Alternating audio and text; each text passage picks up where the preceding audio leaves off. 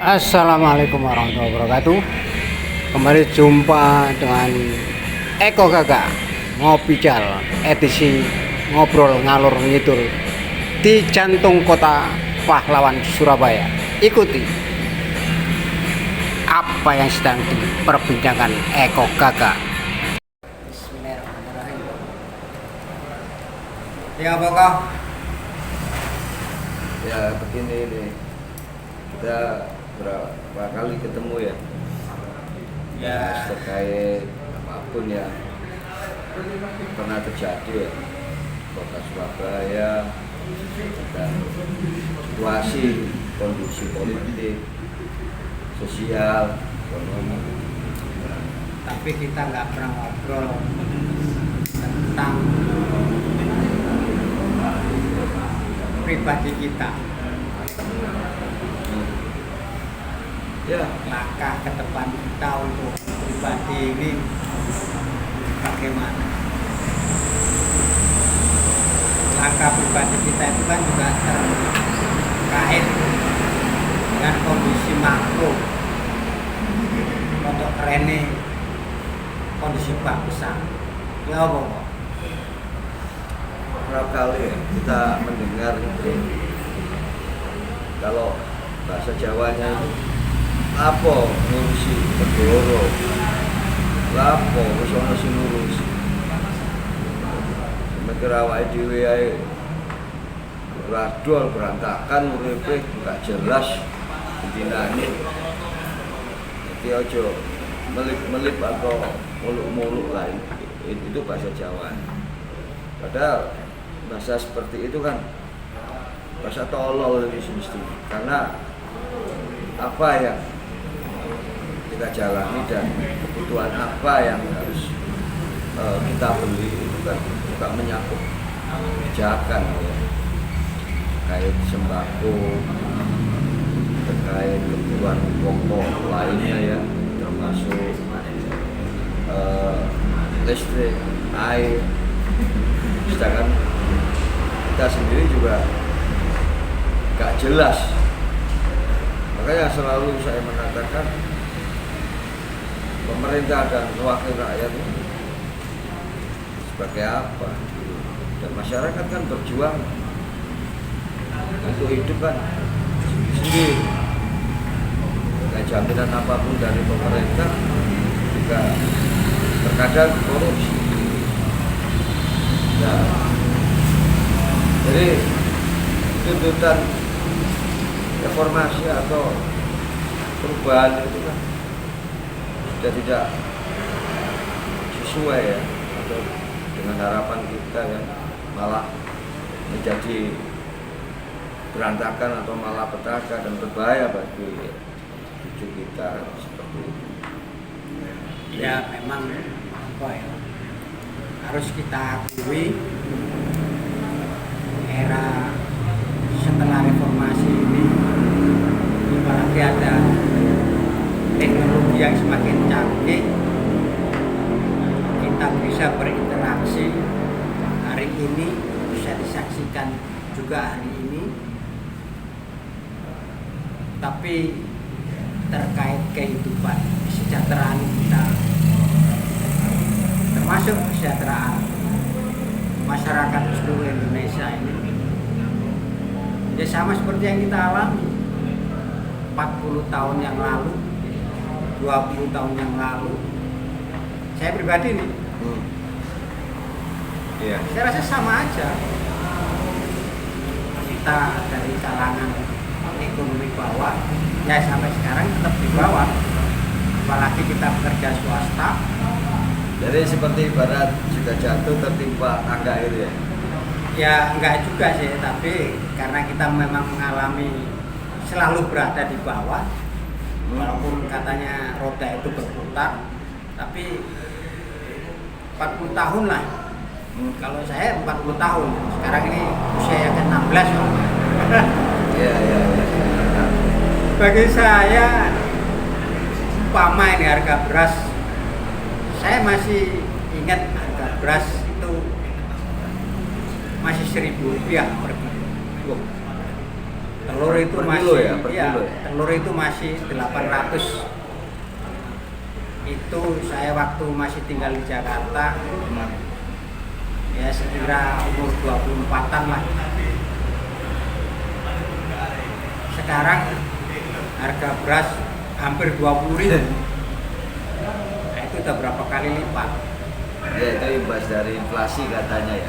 Iya, terus kemudian kita pekerja swasta, tidak ada pensiun, sekarang di usia 16 tahun ya.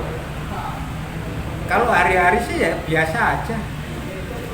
Cuman nggak tahu memang kita itu punya pemikiran karena kita baca itu loh. Repotnya orang baca itu kan baca, biasanya kan pasti menulis. Ada input, ada output.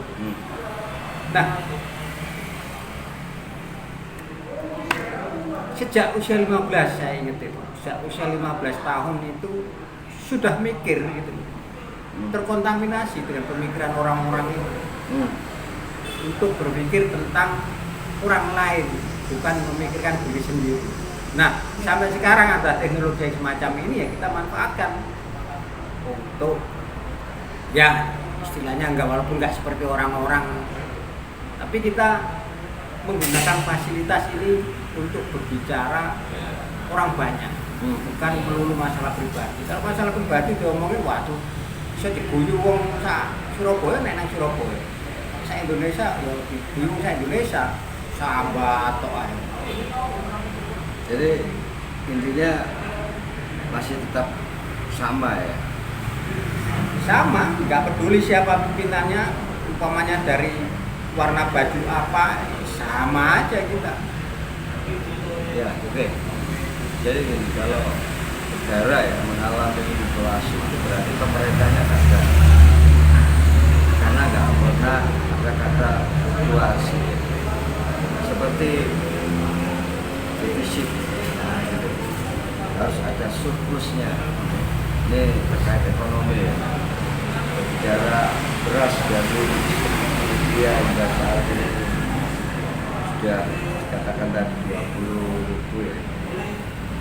Ya artinya ini kok semakin membumbung hingga ke melambung gitu. Ya bagi mereka yang memiliki uang atau yang berporsi kerja yang cukup mapan ya nggak ada masalah, tapi bermasalah bagi saudara-saudara kita yang nasibnya ya di bawah kita.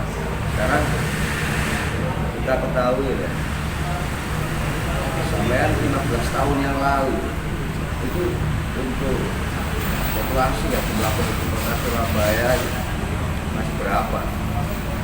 Katakanlah nggak sampai 2 juta. Sekarang 2024 sudah hampir 4 juta biasanya. Tidak bisa dipungkiri dan itu katakanlah ya dinamikanya seperti itu, dan terkait teknologi yang sampai manfaatkan tadi kan ya kan sudah ada seperti berapa media sosial yang bisa kita gunakan ya. Baik itu media sosial seperti Facebook, Instagram, atau WhatsApp, Twitter ya yang dulu awal yang ramai itu. Dan itu pun juga membentuk karakter kita, juga merubah. Tak potong sih. Muncul banyak media sosial. Iya, iya. Teknologi semakin canggih, bahkan sekarang itu apa itu? AI Iya. apa AI itu? Ya, pokoknya dengan perkembangan teknologi. Artificial Intelligence. Makin canggih. Tapi negara kita kok nggak punya, kayak Facebook kek, Oppo kek. Kenapa ya? Ya, mohon maaf ya, dulu ya, ini kan berbicara teknologi ya.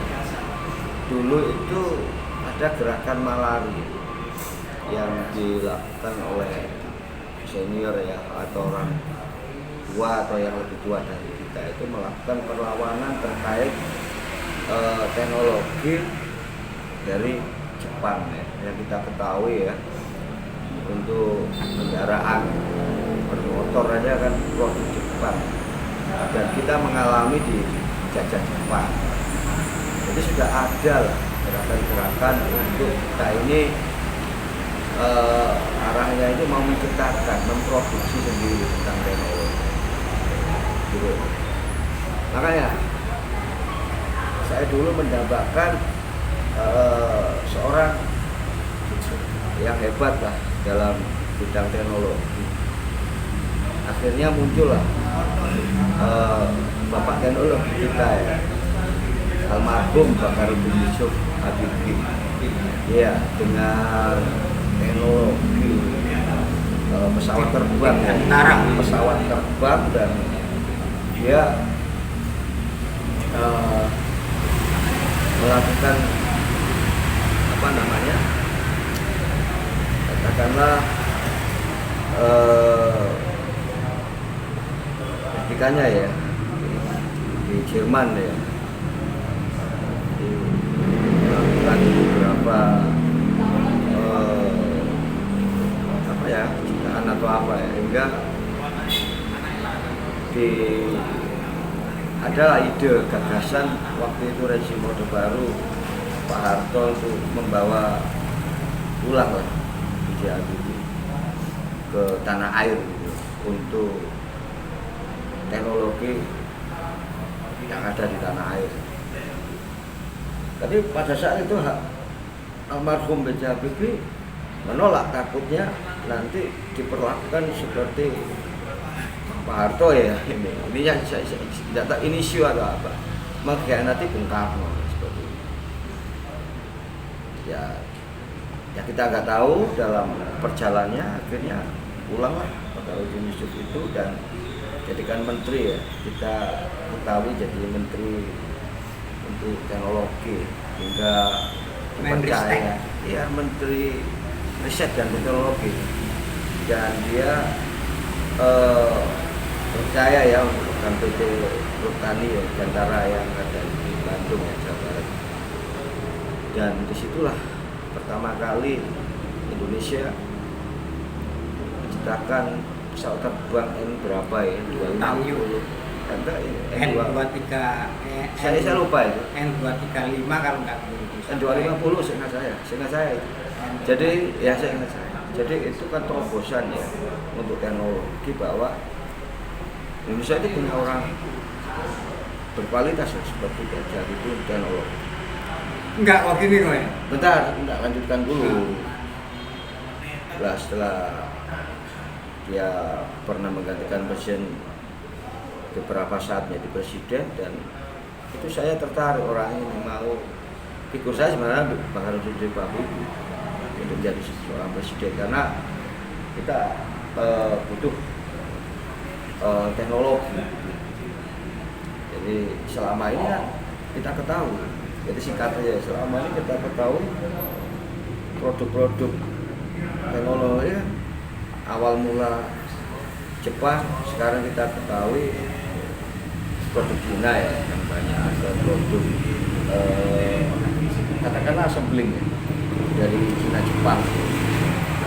Jadi kenapa kita tidak produksi sendiri gitu? Untuk kendaraan roda 2-nya kita masih impor. Terus belum untuk teknologi yang lainnya seperti komputer atau apa, dan sungguh apa ya, sungguh tragis ya, kita punya apa namanya itu dulu itu zaman Megawati itu namanya yang dijual itu Indosat ya, bayangkan. Dan ini diperlukan kan terkait teknologi, kalau kita memiliki sendiri gitu. Katanya di buyback, dibeli lagi, dikembali. Tapi gini kok, jangankan masalah teknologi sekarang, memang kita pakai teknologi itu, tapi kita belum pernah dengar ada ciptaan teknologi atau produk teknologi kita sendiri. Jangankan sampai tingkat teknologi, zamannya Orde Baru yang dikatakan yang otoriter dan macam-macam itu diktator ya, itu bisa swasembada pangan. Tapi setelah reformasi semua pangan kita itu impor. Iya betul. Dan terus apa? Ya ada julukan kita macan Asia untuk swasembada pangan. Dan kita ingat dengan programnya Pak Harto ya, dengan pemencapir yang selalu ditayangkan di BRI ya, untuk apalagi APRI masuk desa gitu. Padahal Pak Jokowi itu selalu ngomong import terus. Nah sudah lah, nggak percaya saya. Loh, kok nggak percaya? Tapi memang sekarang kita impor, ya apa ini kok? Enggak, saya jauh lah. Saya nggak tahu ya, bahasa kritikan saya simpel, dan ini saya mengutip apa yang pernah disampaikan Gus Dur, tapi nanti saya tambahkan. Gus Dur pernah mengatakan kalau Bung Karno, maaf ya, gila wanita ada perempuan. Pak Harto gila harta. Habibie gila teknologi. Kalau Gus Dur saya sendiri nggak tahu ya. Jadi saya langsung singkat saja. Nah sekarang bagaimana kondisi ini? Sekarang ini. Ya ini gila-gilaan lah. Gila-gila. KTC. Ya gila-gilaan aja lah. Ya mohon maaf ya kalau ada yang tersinggung atau apa. Kalau gila-gilaan definisinya kan luas gitu aja. Seperti saya gila-gilaan itu menghebohkan, membuat ketakjuban ya, membuat keindahan atau gila-gilaan. Memang gila, memang tolol, gombal, dobel seperti itu. Jadi itu biar masyarakat ya menilai. Istilah yang menilainya masyarakat. Istilah gila itu bukan gila dalam arti seperti yang dipahami banyak orang. Bukan, bukan gila apanya. Ya, faktanya kita sekarang punya kereta api cepat. Kita sekarang hampir memiliki kita nggak butuh ibu kota baru. Wah, buat apa gini? Kereta api cepat itu milik siapa? Terus milik kita loh. Orang ada di Indonesia. Negara itu tiap tahun itu membayar. Ya, kasih tahu terkait cepat kita hutang itu. Yang penting kan bisa bayar kok. Ya sekarang kereta api cepat itu untuk orang berduit. Sekarang naiknya aja berapa? Untuk orang menengah ke bawah, ya kereta lambat aja lah udah cukup. Ngapain cepat-cepat? Kita itu lihat situasi lah, beda lah dengan perkembangan di negara Eropa ya, atau di negara benua lainnya ya. Dan kita ini kembali lagi ya, terlepas apapun teknologi atau apapun, kita masih butuh namanya makan, nutrisi lah, kebutuhan pokok atau bahan pokok kita ini kan beras seperti yang dikatakan tadi. Sekarang saya tanya, di era Orde Baru ada program transmigrasi, membuka lahan untuk pertanian, untuk penghijauan kepada reboisasi terhadap hutan-hutan agar lestari, jangan sampai terjadi longsor ya. Ini imigrasi kok, bukan transmigrasi, tapi kalau sekarang ini digalakkan imigrasi. Nah, kalau imigrasi dibuang semua warga negara, dibuang aja ke laut aja sekalian, ya gitu aja, simpel kan. Nah iya, memang mungkin kalau di lokasi kita Surabaya ini nggak kelihatan imigrasi itu. Tapi kalau di Sulawesi, Kalimantan, Papua, imigrasi itu deras kok. Kan asik itu. Sudah kuno program transmigrasi itu. Imigrasi sekarang. Ya kalau gini, kalau imigrasi dari apa namanya cupong, itu perpindahan dari cupong ke penduduk itu dari luar masuk ke dalam, dari dalam keluar. Cuma pertanyaan saya kan gini, apa yang disampaikan tadi kan soal menarik ini mulai 2015 dulu kan tidak ada perubahan, sama saja, malah bahasanya itu gini terkait sekarang 20.000 itu per kilonya beras, ini misalkan ini bahasanya pemerintah itu penyesuaian aja. Kalau dulu gaji, tunjangan dan segala macamnya itu kan disesuaikan dengan kursnya ya, dengan kursnya sama supaya stabil, tidak ada gejolak. Tetapi kan nama rupiah ini kan menaik terus gitu. Naik terus, nggak ada apa ya, nggak pernah mengalami fluktuasi, tapi stagnan aja nggak pernah. Dari Ya nggak naik kok, nilai rupiah itu nggak naik tapi turun.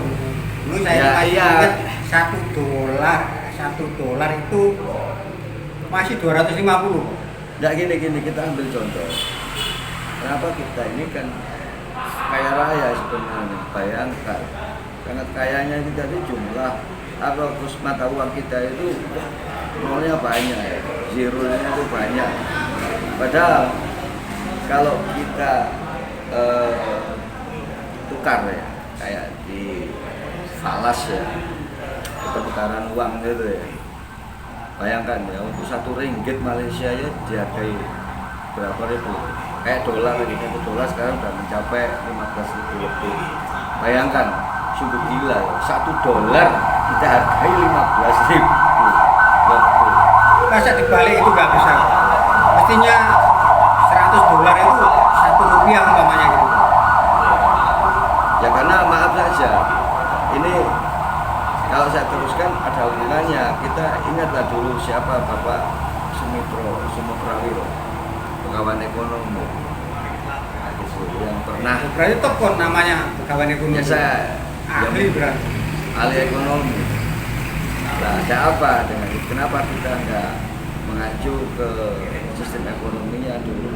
Tapi dulu itu ada julukannya dia. Loh, gini. Mafia Barclay. Jadi dari sistem ekonomi kita, kalau kita mengacu apa yang menjadi katakanlah konsep ya, dari Bung Hatta, dengan ekonomi kerakyatan, Operasi itu kok, bukan bank kok. nanti mencapai di situ.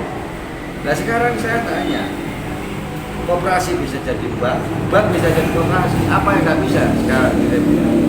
Mestinya bisa kok. Nah ya itu. Mestinya bisa. Bukan mestinya, udah pernah jalan ini.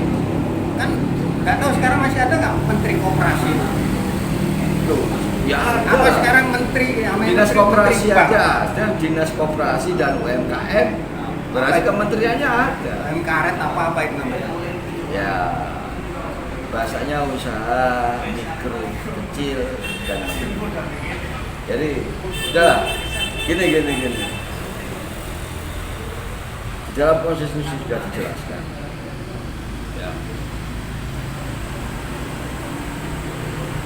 Membentuk suatu pemerintahan untuk melindungi segenap bangsa dan seluruh tumpah darah, untuk mencerdaskan kehidupan bangsa, memajukan kesejahteraan dan sesuai apa yang menjadi tujuan berbangsa dan bernegara, mewujudkan keadilan dan kesejahteraan bagi seluruh rakyat Indonesia. Pertanyaannya, dari usia sampai semenjak lahir hingga sekarang apa? Pancet aja kok, aduh. Nah. Tapi banyak orang yang juga berubah kok, dari miskin bisa kaya, dari tidak sekolah bisa sampai S3, ada banyak kok. Tapi kayaknya kalau menurut statistik katanya 6% atau 8% itu dari total seluruh Indonesia mereka yang menyambut. Ya karena gini, karena sistem tinggi. berbangsa dan bernegara itu kan tidak mengimplementasikan ideologi kita, falsafah hidup kita, Pancasila. Emang falsafah itu udah ditinggal apa? Ya buat hiasan atau buat kedok aja. Hiasan kedok, kejeme kok.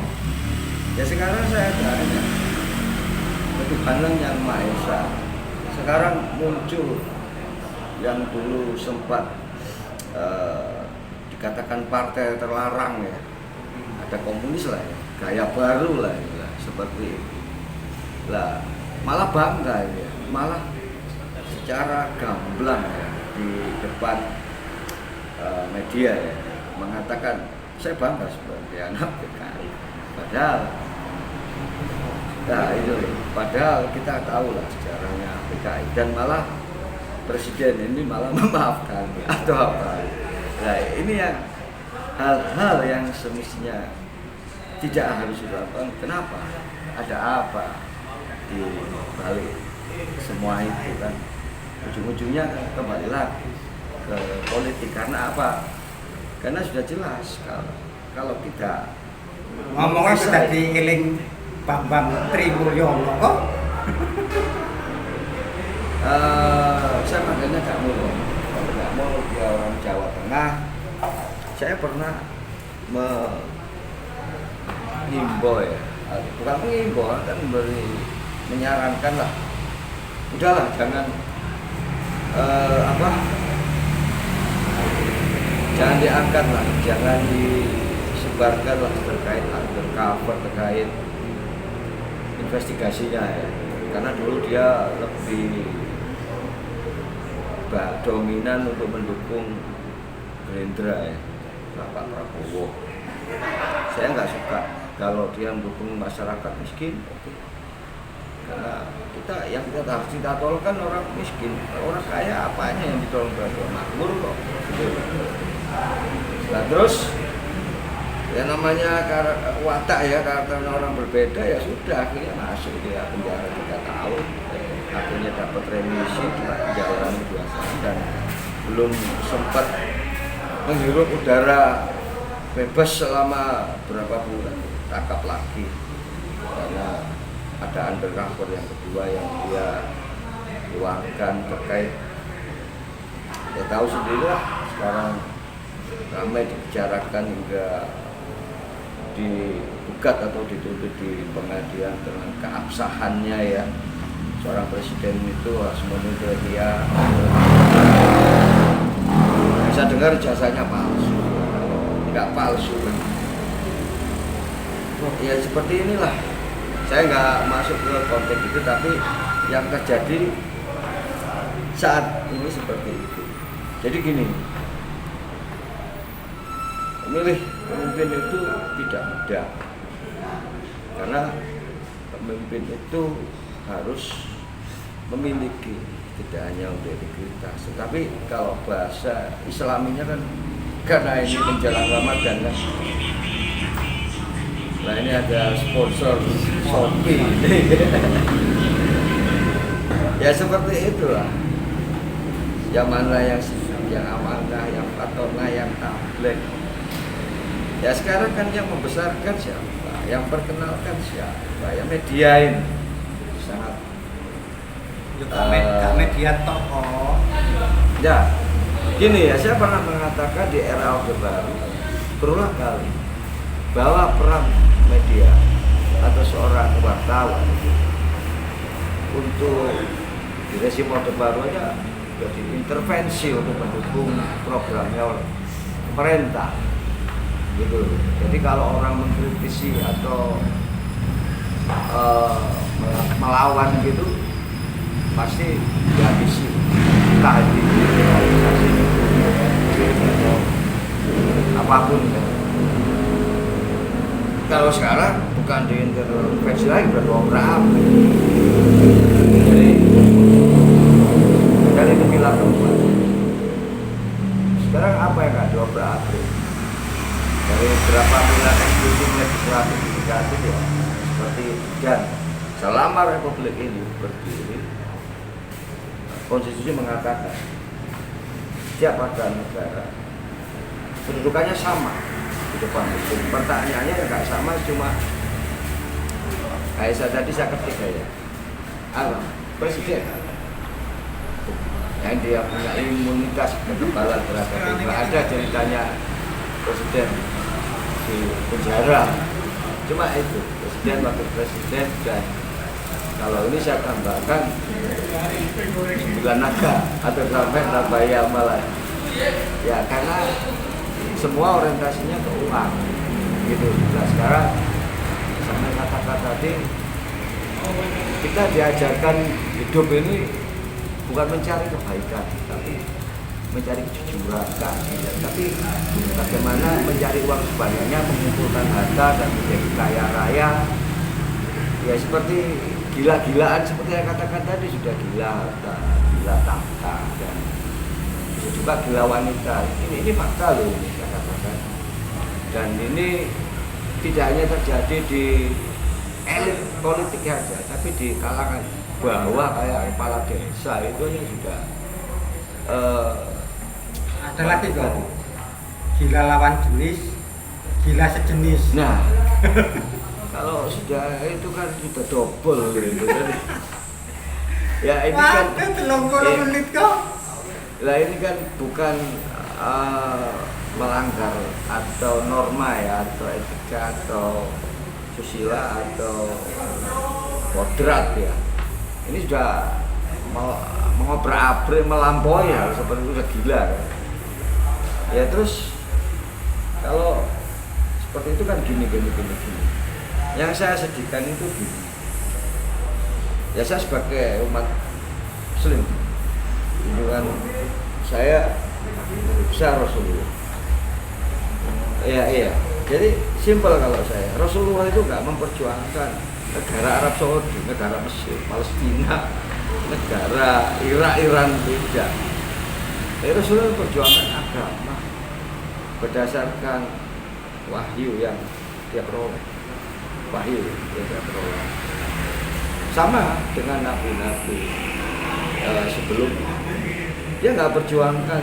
Jadi aku takut itu tak berdoa kok. Kenapa Enggak. sekarang kok ada negara? Siapa yang membuat negara ini?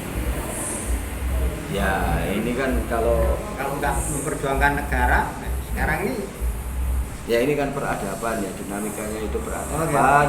Iya, karena berkembangnya ya dari jumlah penduduk ya dunia modern ya. Ini perkembangan karena negara kan harus memiliki warga negara ya, terus termasuk batas-batas wilayah teritorial katakan seperti itu, harus punya kedaulatan untuk memperjuangkan. Kalau kita kembali lagi ya seperti dulu kan kayak kerajaan ya, kayak Romawi ya, kayak kerajaan Prancis saja masih kerajaan dulu. Jadi memperjuangkan atau merebut wilayah ya, yang dulu ada perang yang kita kenal itu siapa itu yang di Turki itu ya, mungkin ingat satu ya seperti itu ya. Jadi tapi dulu ingin menguasai suatu wilayah daerah untuk keyakinan gitu. Nah, mungkin menjadi suatu kerajaan dan negara dan segala macamnya. Ya itu kan dinamika ya. Nah, kalau kembali lagi saya ulang ya, saya orang Muslim gitu. Dan junjungan saya kan Nabi Muhammad Rasulullah. Jadi Rasulullah berjuang untuk agama. Nah, terus saya lahir pun itu harus punya agama, harus diadani doa, ya berikan doa-doa.